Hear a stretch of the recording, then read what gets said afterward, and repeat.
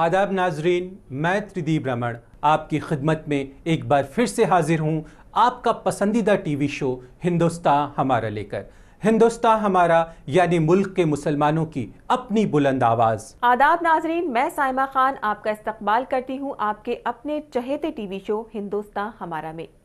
ये सच है कि इंसान को ठोकर लगने के बाद ही समझ में आता है कि उसकी मंजिल क्या है और इसी से सबक लेकर वो आगे बढ़ने की ठान लेता है। ऐसी ही कुछ कहानी है शाहनवाज की भी।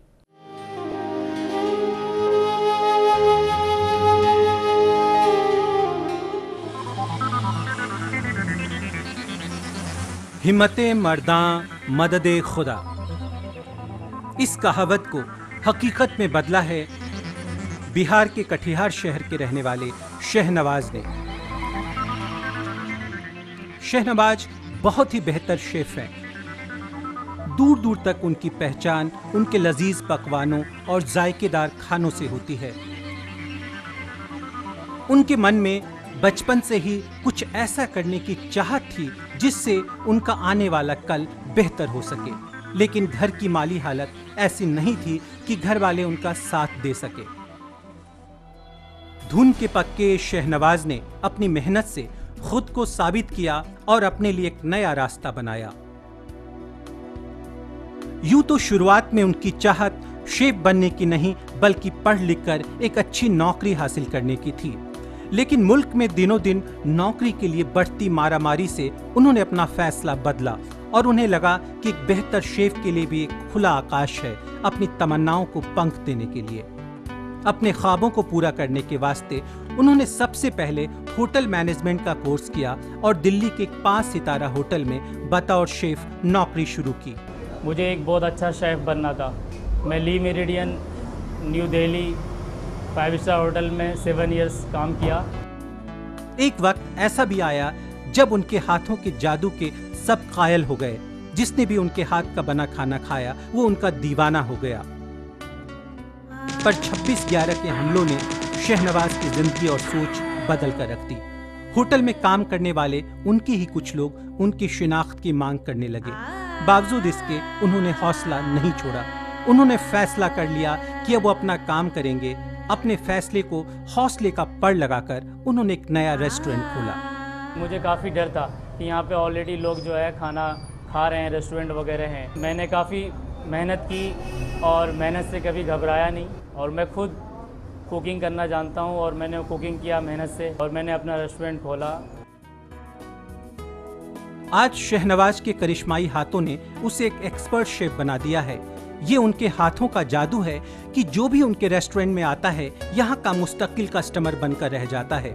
अपने काम और अपनी मेहनत से खुश शहनवाज अपने कस्टमर की तारीफ को अपना इनाम मानते हैं। मैंने सोचा था उससे ज़्यादा हमें मिला और लोगों को खाने के साथ साथ लोगों की मोहब्बत भी मिली और जब लोग तारीफ़ करते हैं हमारे खाने की तो मुझे बहुत खुशी होती है।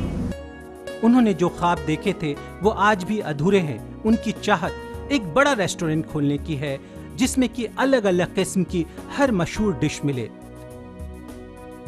जिंदगी के हर पल का लुत्फ उठाने वाले इस शख्स ने वक्त के साथ चलना सीख लिया है, लेकिन उनकी तमन्ना असल में वक्त से 2-4 कदम आगे निकलकर अपनी मंजिल पाने की है।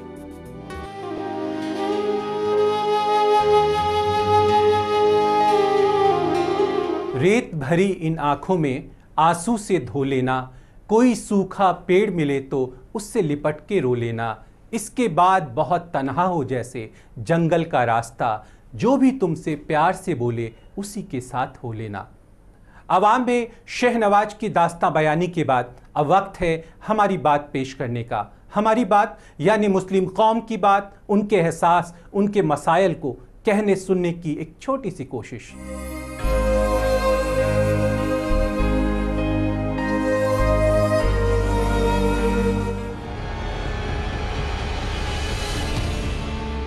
उत्तर प्रदेश में मुसलमानों ने समाजवादी पार्टी की सरकार बनाने में सबसे अहम रोल अदा किया, लेकिन हैरत की बात है कि इसी सूबे में मुसलमानों को सरकारी स्कीम का फायदा नहीं मिल पा रहा है। हद तो तब है जब मुसलमानों पे खर्च होने वाले पैसों का रिकॉर्ड भी सरकार के पास नहीं है। मुस्लिम आबादी वाले इलाके खासकर बरेली, मुरादाबाद, रामपुर, नजीबाबाद जैसे जगहों में खर्च होने वाले पैसों का सरकार के पास कोई रिकॉर्ड तक नहीं।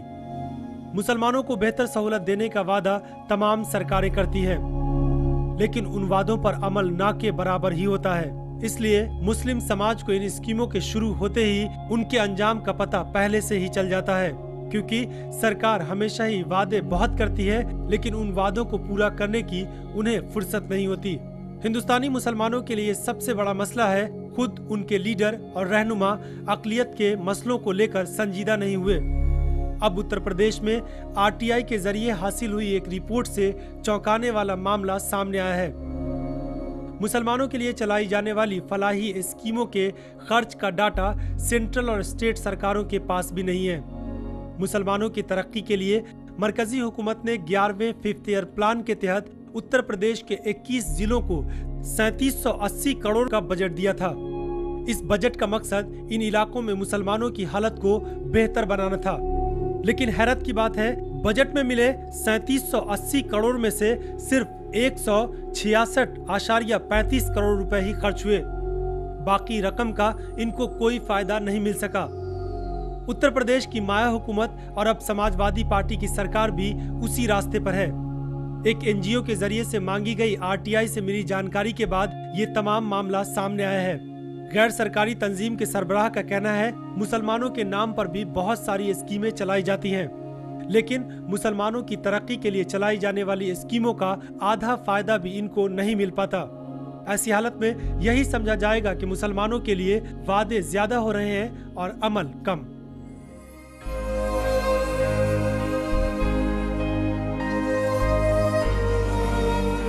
हमारी बात के बाद अब वक्त हो चला है एक छोटे से ब्रेक का, पर आप कहीं जाइएगा नहीं, क्योंकि ब्रेक से लौटने के बाद हम पेश करेंगे मकाम और उसमें दिखाएंगे जेडीयू के राज्यसभा एमपी साबिर अली की जिंदगी की दास्तां, जो किसी फिल्म के मानिंद ही उतार चढ़ावों से भरी है।